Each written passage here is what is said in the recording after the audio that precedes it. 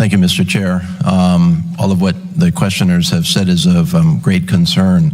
I think we can all agree that the federal government shutdown, now in its 34th day, has been a deeply concerning and tragic event all around, and that there are impacts, both direct and indirect, across our country. In my home state of Hawaii, for example, we have some of the most beautiful and most popular national parks in our country that are not being accessed right now, historical sites.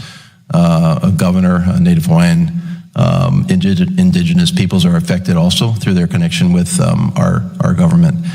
I want to focus here on the basic premise of this hearing, which is that some parts of our industries out there that deal with interior are being left out of the impacts of the shutdown.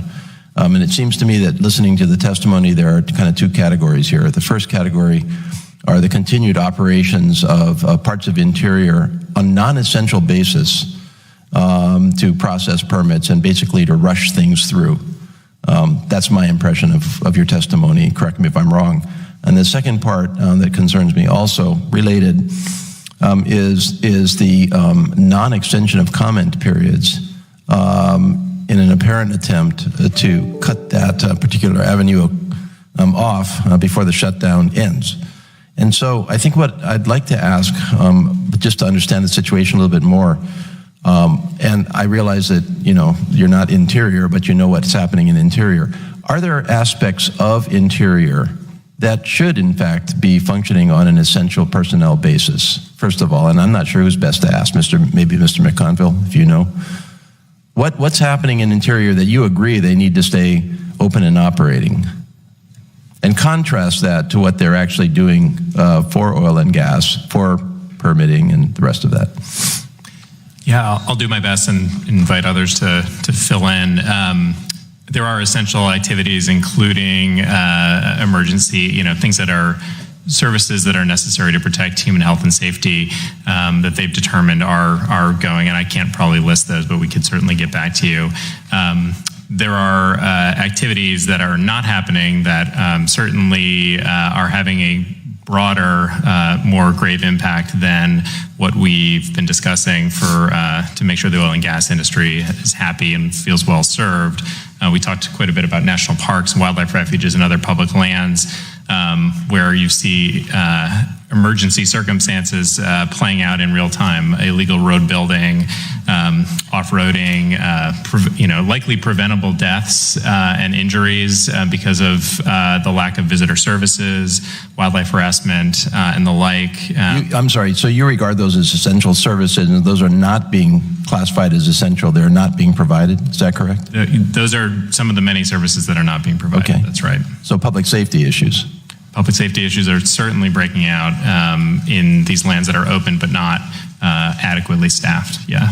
Okay, and then contrast that to continued processing of permits for the oil and gas industry. What's essential about that? Is there a connection? Is there some critical function where the oil and gas industry will somehow collapse if those permits are not processed timely during this shutdown? I mean, contrast that to what we just talked about for essential services that are not being provided, that are public safety related. Yeah. I mean, what is the consequence to the oil and gas industry, or anybody else for that matter, who's applying for a permit? Lots of permits are applied for from interior, so I don't want to necessarily single out the oil and gas industry. But what's going to happen to them if their permit processing is delayed? Well, I would agree with Mr. Matzner's point about the lack of urgency. Really, there are more than enough areas open for lease that are not currently being developed. There are more than enough permits out there that sit unused by oil and gas companies, and so the idea that more leases need to be stockpiled, more land needs to be locked up, more permits need to be rushed out the door when the public's not able to know what's going on, participate, or the experts who need to be there to weigh in on those decisions seems outrageous to us. I would add just two things to that. I would just add one or two things to that. One of them is that number is like 30% for offshore. Only 30% of the held leases offshore are actually producing. We are in the middle of a global oil glut. recent lease sales that have taken place before the shutdown got very low industry interest.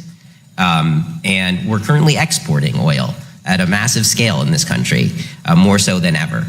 So the consequences seem paltry in comparison to permanent degradation of sacred sites, to loss of life, to the pollution that's being dumped into our national parks, and some of the other examples my colleagues have made. To a certain degree, the entire country here is waiting for a resolution of the shutdown, except for the oil and gas industry. And what they're doing is trying to rush ahead to stockpile as many leases as they can before they face the next election. Thank you. Thank you, Mr. Case, and again, welcome back to Congress. Thank you. I think it was maybe the wrong time to come back, but that's all right. No, after listening to your questions, it was exactly the right time for you to come back. Thank you. Now I'd like to introduce for questions our chair,